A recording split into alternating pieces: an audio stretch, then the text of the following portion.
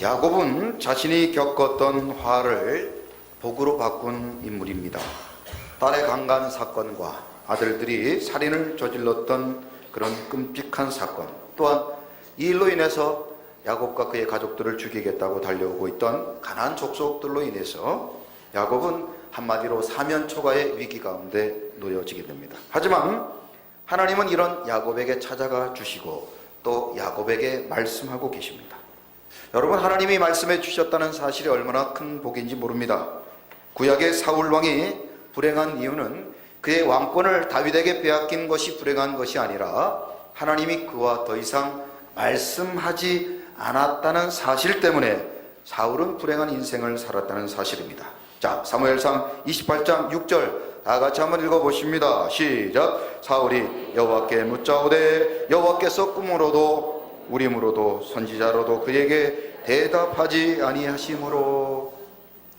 사울이 아무리 하나님 앞에 몸부림쳐도 하나님은 더 이상 사울에게 말씀으로 은혜를 주시지 않았다는 사실입니다. 여러분에게 아직도 말씀이 있다는 것은 소망이 있고 기회가 있다는 사실입니다. 말씀이 들리고 말씀을 통해 은혜를 받고 말씀을 통해 깨달았다는 사실은 하나님이 여러분을 아직도 사랑한다는 뜻입니다. 그러므로 우리 서광의 성도님들은 언제나 말씀의 은혜를 사모하시기를 주님의 이름으로 축원합니다. 말씀을 통해 위로를 받으시고 말씀을 통해 인도함을 받고 또한 이 아침 말씀을 통해 은혜 받는 저와 여러분들이 되어야 될 줄로 믿습니다. 하나님은 말씀을 통해 야곱을 베델로 초청하십니다. 이제 야곱은 베델로 가고 있었습니다. 가족들과 모든 사람들에게 우상을 버리고 자신을 정결케 하고 의복을 갈아입으라고 말합니다. 그러자 오늘 본문 4절에 보면 모든 가족들이 그와 함께한 사람들과 더불어 야곱의 말에 순종하게 됩니다. 자, 4절 같이 읽어보죠. 시작. 그들이 자기 손에 있는 모든 이방 신상들과 자기 귀에 있는 귀고리들을 야곱에게 주는지라. 야곱이 그것들을 세겜 근처 상수리 나무 아래에 묻고. 아멘. 여러분들에게 2018년 어떤 계획과 꿈과 또 목표가 있습니까? 여러분의 가족들이 건강하고 좋은 집에 살고 또 우리 자녀들이 좋은 직장에서 또 세상에서 인정받는 그런 훌륭한 사람들이 되는 것도 중요한 일이지만 우리 모든 가족이 주 안에 하나 되고 믿음을 지키고 믿음대로 살고 그리고 그 믿음을 빼앗기지 않는 것, 그것이 가장 좋은 복인 줄로 믿습니다. 저와 여러분의 가정에 가문에 이런 복이 임하시기를 주님의 이름으로 축원합니다.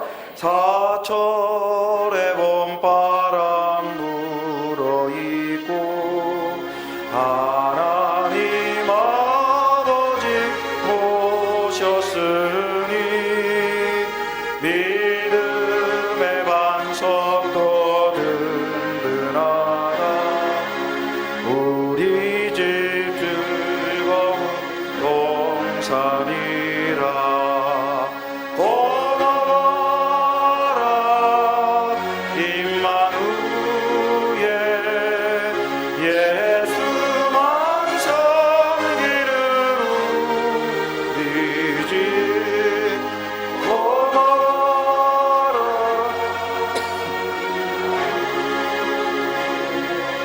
복되고 즐거운 하루하루. 할렐루야. 여러분들의 가정에 이런 놀라운 믿음의 복이 임하시기를 주님의 이름으로 축원합니다. 자, 야곱과 그의 가족들은 야곱의 요청대로 우상을 버리고 자신을 정결케 하고 의복을 갈아입었습니다. 야곱은 가족들이 내어놓은 모든 이방 우상들과 귀고리들을 세겜 근처 상수리 안의 나무에 묻었다고 기록하고 있습니다. 여러분, 땅에 묻었다는 것은 완전한 결단을 의미하는 것입니다. 땅에 묻었다는 것은 철저한 회개를 의미하는 것입니다. 이제 그들은 다시는 우상을 섬기지 아니하기로 결심하고 하나님의 말씀대로 살기로 결단한 이후에 베델로 올라가는 준비를 합니다. 이제 야곱과 그의 가족들은 베델로 올라가기 위한 만반의 준비를 마칩니다. 그런데 베델로 올라가서 과연 무엇을 하느냐는 것입니다. 베델로 올라가면 하나님께서 베델의 복을 주시겠다고 약속해 주셨는데 과연 베델에서 무엇을 해야 하느냐는 것입니다. 하나님께서 야곱과 그의 가족들에게 단순히 베델로 올라가면 복을 주신다고 말씀하셨을까요? 과연 단순히 베델로 올라가는 것이 우리 인생의 목표가 되어야 될 것입니까? 그런데 오늘 본문에 보면 하나님께서 베델로 올라가서 우리가 해야 될 일이 있다고 성경은 분명히 말씀합니다. 자, 오늘 보면 3절 나같이 한번 읽어보십니다. 시작. 우리가 일어나 베델로 올라가자. 내 환난 날에 내게 응답하시며 내가 가는 길에서 나와 함께 하신 하나님께 내가 거기서 제단을 쌓으려 하노라 하매. 아멘. 여러분, 베델이 어디냐가 중요한 것이 아니라 베델에서 무엇을 하느냐가 중요하다는 사실입니다. 다 같이 한번 따라해 보시죠. 베델에서 무엇을 하느냐가 중요합니다. 그렇습니다. 하나님께서는 이제 베델로 올라가 그곳에서 제단을 쌓으라고 명령하고 계신 것입니다. 즉 오늘날로 얘기하자면 그곳에서 예배를 드리라 라고 말씀하신 것입니다. 야곱은 자신을 죽여가는 무리로부터 피하여 베델로 올라가 그곳에서 예배를 드리겠다고 결단하고 있는 것입니다. 여러분, 누군가 우리를 쫓아오고 공격해 올 때 그들을 방어하기 위해서 성을 쌓고 무기를 만들고 군대를 양성하는 그것이 가장 중요한 일 아니겠습니까? 그런데 야곱은 그런 모든 일들을 다 뒤로 하고 베델에서 하나님께 제단을 쌓겠다, 하나님께 예배하겠다고 결단합니다. 과연 야곱이 베델로 올라가 예배기를 드리겠다고 결단한 이유가 무엇일까요? 과연 예배가 무엇이기에 이렇게 위기 가운데 있던 야곱이 모든 일들을 다 뒤로 하고 예배를 드리겠다고 결심하고 있는 것일까요? 이 아침 여러분들에게 한 권의 책을 소개합니다. 최고의 인간관계를 만드는 26가지 기술이라는 책입니다. 이 책에는 인간의 성공의 비결을 소개하고 있는데 그 중에 가장 기억이 남는 내용은 미국의 최신부 장관을 지냈던 짐 팔리라는 사람을 소개하면서 그가 과연 무엇 때문에 성공했는지를 소개하고 있습니다. 그는 고등학교도 채 나오지 못했던 사람이었지만 46살 때 미국에서 우수한 대학 4곳에서 명예 박사학위를 받을 정도로 미국에서 영향력을 미쳤던 사람이었습니다. 그의 성공의 비결을 묻는 사람들에게 그는 자신이 5만 명의 사람의 이름을 기억하고 있기 때문이라고 말했답니다. 강철왕으로 알려진 카네기 역시 강철에 대한 전문적 지식보다는 그는 탁월한 인간관계 때문에 성공했다고 자신을 소개하고 있습니다. 미국에서 성공한 사람들 상위 1%에게 당신들이 과연 성공한 이유가 무엇입니까? 라고 성공의 비결을 묻자 92%가 인간관계라고 대답을 했답니다. 한국의 경우도 관계가 중요한 나라인데 성공한 사람들에게 물어보니 97%가 인간관계가 성공의 비결이라고 말했다고 합니다. 그렇다면 우리는 신앙에 있어서 성공적인 신앙생활을 하려면 어떻게 해야 될까요? 그것은 바로 하나님과의 탁월한 관계를 유지하는 것입니다. 하나님과의 탁월한 관계가 바로 우리로 하여금 성공적인 신앙생활을 하게 만드는 중요한 비결이라는 사실입니다. 그렇다면 하나님과의 탁월한 관계를 유지하기 위해서 어떤 노력을 해야 할까요? 그것이 바로 오늘 설교의 주제인 예배라는 사실입니다. 하나님의 관심은 예배하는 자에게 있습니다. 하나님은 참되게 예배하는 자를 찾으시고 그리고 그들에게 은혜를 주시고 복을 주신다는 사실입니다. 그래서 요한복음 4장 23절에 보면 하나님은 이런 자를 찾으신다고 말씀합니다. 다 같이 읽어보십니다. 시작. 아버지께 참되게 예배하는 자들은 영과 진리로 예배할 때가 오니 곧 이때라. 아버지께서는 자기에게 이렇게 예배하는 자들을 찾으시느니라. 아멘. 그렇습니다. 교회 존재 이유는 바로 하나님을 예배하기 위함입니다. 하나님께서 사람을 창조하신 이유도 하나님을 예배하기 위하심입니다. 하나님께서 이스라엘 백성들을 출애굽하게 하신 것도 그들을 통하여 하나님을 예배하게 하기 위함이라는 사실입니다. 그러므로 시편 22편 27절에 보면 이 땅의 모든 피조물의 목적이 바로 예배에 있다고 말하고 있습니다. 다 같이 읽어보십니다. 시작. 땅의 모든 끝이 여호와를 기억하고 돌아오며 모든 나라의 모든 족속이 주의 앞에 예배하리니. 아멘. 우리 모두의 삶의 최종적인 목표가 예배가 되어야 되는 줄로 믿습니다. 교회 최고의 우선순위는 예배입니다. 성도의 최고의 우선순위는 예배입니다. 그러므로 우리는 예배에 목숨을 걸고 예배의 성공자가 되어야 되는 줄로 믿습니다. 우리 옆에 사람에게 이렇게 축복합니다. 예배의 성공자가 됩시다. 할렐루야. 어떤 일이 있어도 예배의 성공자가 되고 예배를 통해 은혜를 받아야 되고 특별히 주일 성수해야 되는 줄로 믿습니다. 왜냐하면 예배는 생명이고 예배는 능력이고 예배는 사명이기 때문입니다. 예배합니다. 찬양합니다. 주님만 날 다스리소서. 예배합니다. 찬양합니다. 주님 홀로 높임 받으소서. 완전하신 나의 주 그의 길로 날 인도하소서. 행하신 모든 일 주님의 영광 다 경배합니다.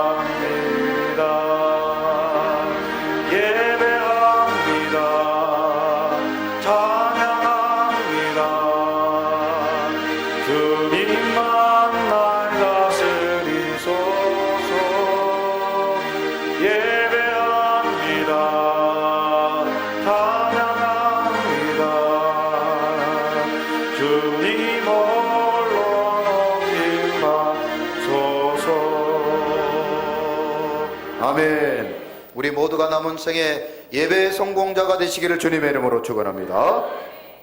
미국의 석유 재벌 록펠러에 대한 이야기가 참으로 우리에게 감동을 줍니다. 그는 원래 가난한 집안의 아들로 태어났습니다. 그는 머리가 좋거나 좋은 명문대학을 나온 적이 없습니다. 그는 매우 평범하고 그리고 가난한 소년이었지만 하나님이 주신 복으로 세계적인 재벌이 되었습니다. 그가 이렇게 놀라운 복을 받았던 이유를 묻자 그는 하나님 앞에 철저한 11조와 주일 성수 때문에 하나님이 복을 주셨다고 간증하고 있습니다. 그의 어머니이셨던 엘라이자 데이비스는 록펠러가 어릴 때부터 철저한 11조와 주일 성수를 하도록 그를 가르쳤습니다. 그래서 록펠러는 평생 주일 예배를 자신이 속한 본교회에서 드렸고 예배 시작 30분 전에 교회에 도착하여 가장 앞자리에 앉아 기도로 예배를 준비했던 그런 삶을 살았습니다. 하나님이 기뻐하시고 예배를 생명처럼 여겼던 그를 하나님께서는 존중히 여기시고 그를 높여주시며 그에게 복을 주셨다는 사실입니다. 자, 그런데 오늘 성경에 보면 야곱은 창세기 31장 이후로 하나님 앞에 어디에서도 하나님 앞에 예배를 드렸다는 모습이 기록되어져 있지 않습니다. 단순히 그가 세겜에서 잠시 하나님께 예배를 드렸지만 그 역시 하나님이 원하시는 예배가 아니었습니다. 하나님은 베델의 하나님이십니다. 그래서 야곱으로 하여금 베델에서 하나님 앞에 제단을 쌓기를 원하셨던 것입니다. 하나님은 야곱이 20년 전 간절히 감격하고 기뻐하며 드렸던 그 베델의 예배를 회복하기를 원하셨고 그곳에서 하나님 앞에 예배 드리기를 원하셨다는 사실입니다. 우리는 무엇을 하든지 하나님을 사랑함으로 해야 되는 줄로 믿습니다. 그 중에서도 가장 중요한 이 예배 역시 하나님을 사랑함으로 하나님 앞에 예배 드리시기를 주님의 이름으로 부탁드립니다. 그래서 마태복음 22장 37절에 보면 우리는 무엇을 하든지 이런 마음으로 하나님께 하라고 말씀합니다. 같이 읽어보십니다. 시작. 예수께서 이르시되 내 마음을 다하고 목숨을 다하고 뜻을 다하여 주 너의 하나님을 사랑하라 하셨으니 아멘. 우리의 외식적이고 형식적이고 기쁨과 감격이 없는 예배를 버려버리고 이제는 베델의 예배를 회복해야 될 줄로 믿습니다. 하나님은 우리의 중심을 하시고 우리의 모든 것을 하시는 분이십니다. 그래서 지금 우리가 드리는 이 예배 역시 과연 하나님을 사랑하고 하나님 앞에 최선을 다하고 기쁨과 감사함으로 드리는 예배인지를 하나님은 아신다는 사실입니다. 그래서 우리는 예배를 드릴 때 언제나 최선을 다해야 되는 것입니다. 아니 예배를 드리는 뿐 아니라 설교를 준비할 때나 찬양을 드릴 때나 안내와 주방과 주차 공사를 할 때 주보를 나누어주는 일을 할다 할지라도 우리는 모든 일에 마음과 정성과 기쁨과 자원함으로 그 직분을 감당해야 되는 줄로 믿습니다.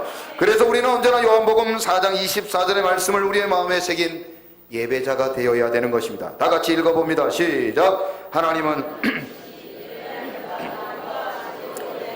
아멘. 시골에서 열심히 신앙생활을 하던 젊은 남녀가 있었습니다. 그들은 교회에서 열심히 봉사하던 중에 목사님의 주례를 받고 결혼하여 행복한 가정을 이루었습니다. 이들은 서울로 올라가 가장 첫 번째 사업이었던 녹군 장사를 시작하게 되었습니다.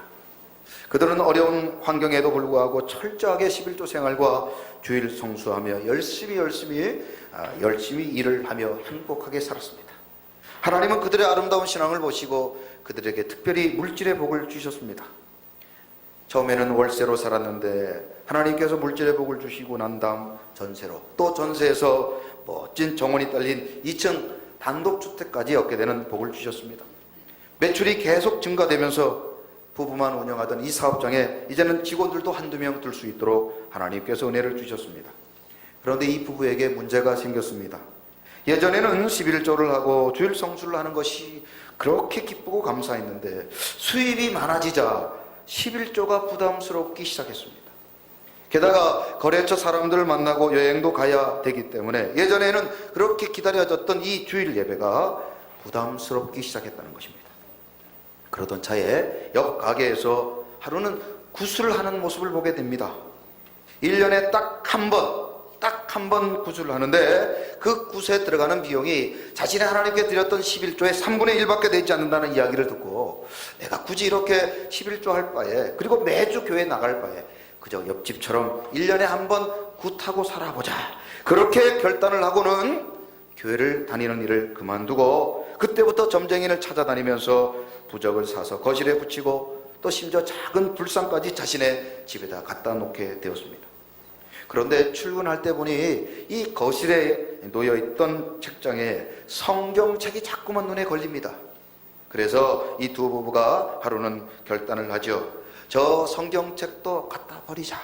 그래서 그 성경책을 단돈 500원을 받고 엿장수에게 팔아버렸습니다. 그런데도 사업이 잘 되는 것 같았습니다. 가족들은 건강하고 모든 일들이 잘 풀리는 것만 같았습니다. 부부는 더욱 돈에 욕심을 내기 시작합니다. 그러다가 부인은 재산을 늘리기 위해 동네에서 오랫동안 알고 지낸 친구에게 집문서를 맡기고 돈을 빌려 그 돈으로 돈놀이를 시작합니다. 그런데 어느 날 집달리라고, 여러분 집달리 아십니까? 요즘에는 집행관이라고 하는데 이 사람들이 하루는 집으로 쳐들어와서 집에 있는 모든 기구에 빨간 딱지를 붙이기 시작합니다. 알고 봤더니 집문서를 받고 돈을 빌려주었던 그 사람이 이 부부의 집문서를 은행에 맡기고 엄청난 돈을 대출받아 하루아침에 잠적하고 말았던 것입니다. 남편과 아내는 정신나간 사람들처럼 그 친구를 찾아다녔습니다. 그러다가 그 집에 남아있던 어린아이를 자신의 집으로 데려왔습니다. 아이를 데리고 오면 그 친구가 반드시 돈을 가져다 줄 것이라고 생각했던 것 같습니다. 그런데 그 친구는 도리어 경찰에 그 부부를 유괴범으로 신고하고 말았습니다. 어린이 유괴는 특정 범죄에 해당되기 때문에 중형을 면할 수 없습니다. 결국 남편은 검찰에 송치되어 재판까지 받게 되는 상황에 놓이게 되었습니다. 야곱은 삼촌 라반의 집으로 도망갈 때 광야에서 하나님을 만나게 됩니다. 하나님께서 보여주신 사닥다리 환상을 보고 그곳에 잠을 깨고 난 이후에 베고 자던 돌베개를 기둥 삼고 어머니가 주셨던 기름 한 병을 그 제단에 붓고 하나님 앞에 감사하며 예배를 드렸었습니다. 그에게는 베델의 예배가 있었습니다. 예배 드릴 때마다 감격이 있고 감사가 있고 기쁨이 있었습니다. 그런데 어느 날 야곱에게 이 기쁨이 사라져버리고 그리고 베델의 예배를 잃어버린 것입니다. 창세기 28장 18절 19절에 보면 우리는 다시 이 베델의 예배를 회복해야 될 줄로 믿습니다. 다 같이 한번 읽어봅니다. 시작. 야곱이 아침에 일찍 일어나 베개로 삼았던 돌을 가져다가 기둥으로 세우고 그 위에 기름을 붓고 그곳 이름을 베델이라 하였더라. 이성의 옛 이름은 루스더라. 아멘. 우리 서광의 성도님들도 잃어버린 이 베델의 예배를 회복하시기를 주님의 이름으로 축원합니다. 예배할 때마다 기쁨과 감사를 회복하시고, 예배를 통하여 말씀을 통하여 은혜를 받으시고, 예배를 통하여 하나님의 뜻을 발견하는 우리 서광의 모든 성도님들이 되어야 될 줄로 믿습니다. 야곱이 잠깨요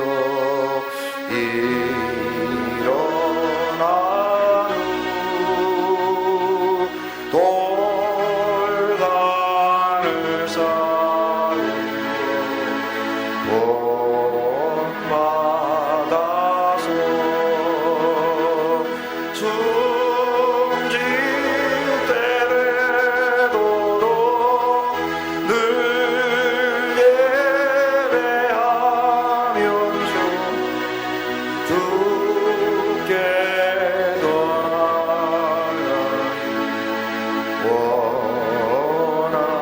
다시 한번 찬송합니다. 주여 우리에게 베델의 예배를 회복하여 주옵소서.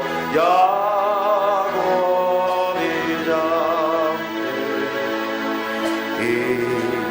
일어난 후 돌단을 쌓으며 본받아서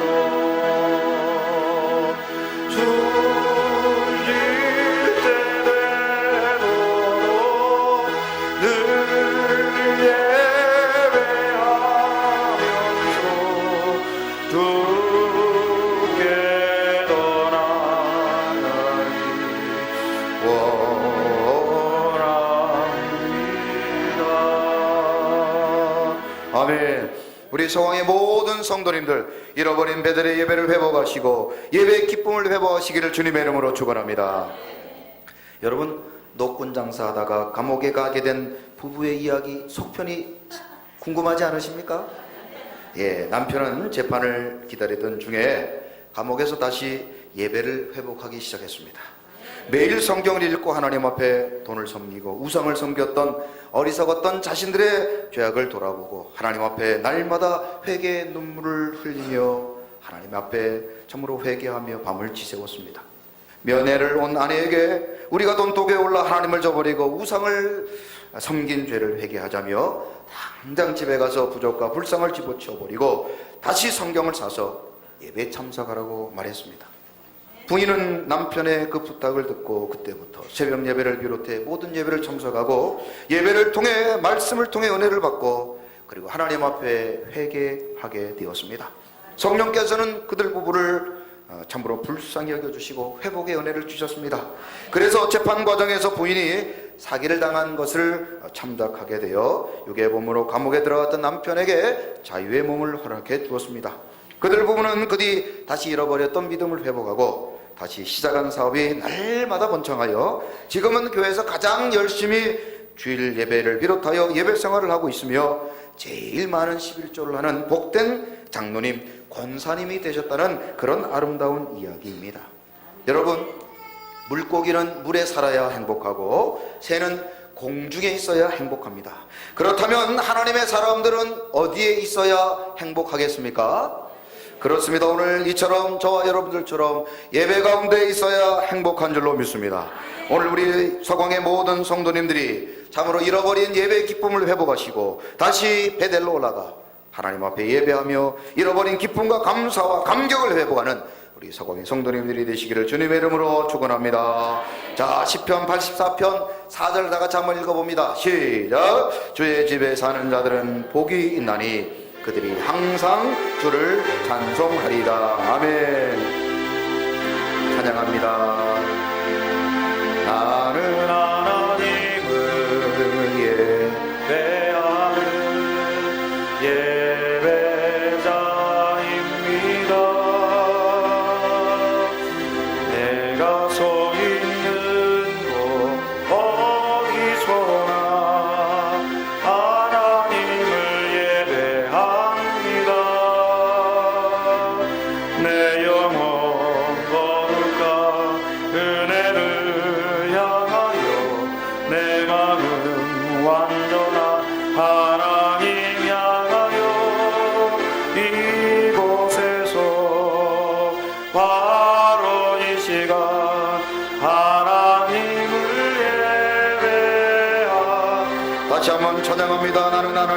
예배하는 나는 하나님을 예배하는 예배자입니다. 내가 서 있는